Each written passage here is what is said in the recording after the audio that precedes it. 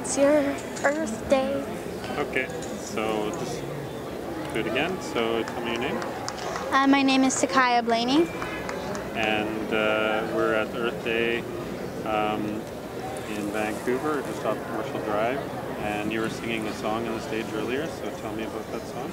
The song that I was singing on stage, the first one I sang was Shallow Waters. And Shallow Waters was the first environmental song that I wrote. And it was after I found out about the Northern Gateway pipeline proposal by the Enbridge Corporation, going from Bruderheim, Alberta to Kitimat, and from there going to California and going to China. And it was out of concern and out of passion that I wrote that song. And Shallow Waters is about a future where the crude tar sands oil spills from the pipelines onto the land, onto the many cultures of BC, onto the waters, onto the animals, onto the ecosystems. And it reminds us what's at stake, what we have, and what can be lost, and why we need to oppose this pipeline. So it was the first environmental song that I wrote, and after it started picking up, the song started picking up, I didn't really know exactly what to do past that, but I just decided I wanted to keep going because this is the message that I said in my song, and this is the message that I wanted to keep saying. So you had mentioned that you've gone to some events and spoken and sang in events. Can you tell us more about those events?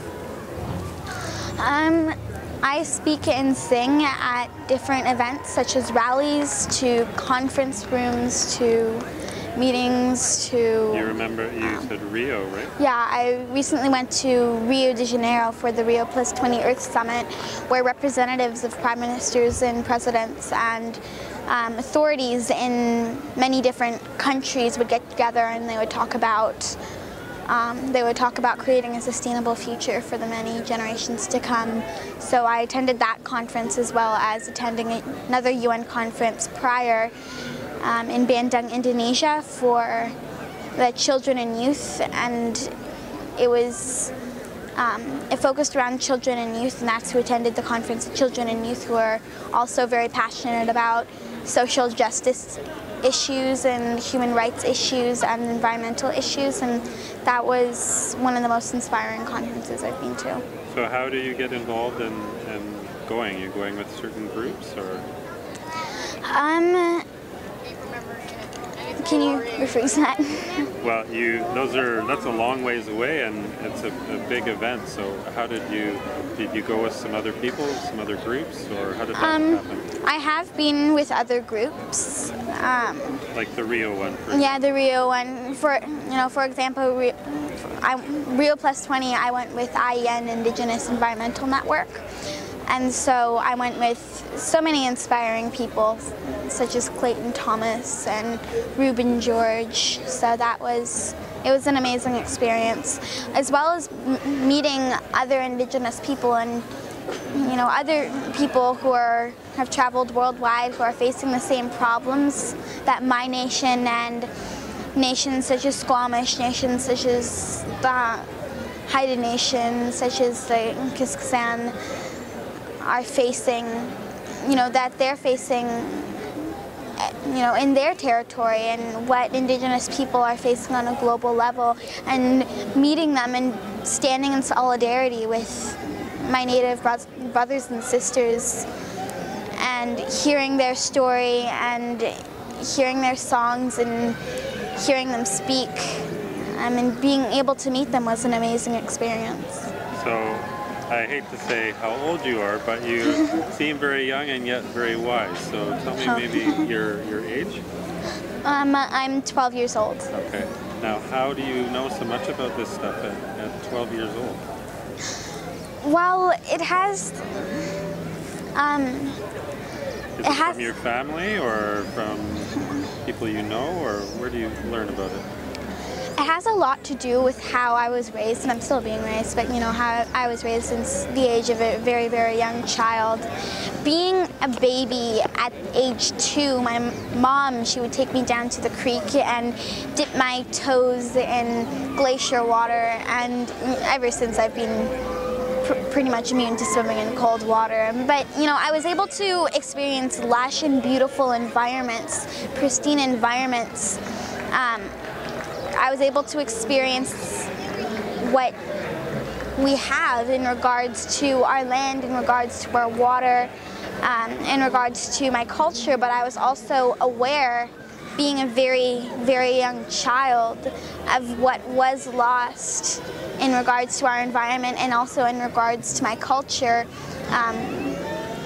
So, you know, I've grown up, and I'm still growing up, but I've grown up around these issues and around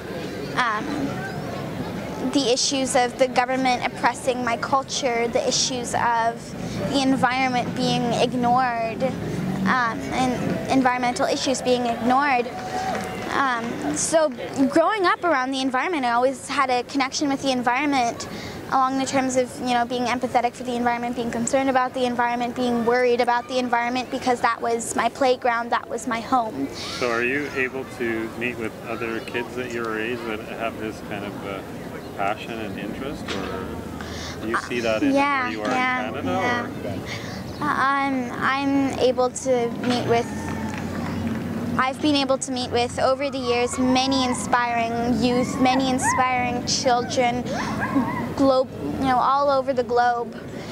And you know, to meet someone other than yourself, who's, you know, that age, and to meet someone who's the same age as yourself, you know, being someone who's 12, or, you know, before that, being someone who's 11, isn't, you know, it's an empowering experience to know that you're not alone. And I think that's the greatest strength that we have, is, you know, that unity. The greatest strength that this fight is. Fights like I don't know more, fights like, and you know, not really fights, but you know, defending that land. And that's the greatest strength that we have, is unity. All right. Anything else you'd like to say about Earth Day, or about yeah? Well, Earth Day, this event, and you know, to see the faces of of these warriors who have come out, and you know, not the faces of people who want to, you know, destroy the corporations and everything like that, which we do. We want to bring down the corporations, but you know, there's smiling faces. They're faces that are full of love. They're faces that are full of passion. I mean, that's a great thing to see. We're not fighting in a sense where we bring out our axes, we bring out our shields. We're fighting in a sense that we're defending the land and defending our Mother Earth. So it's, to see these faces that are smiling out in the audience, it's a very inspiring thing.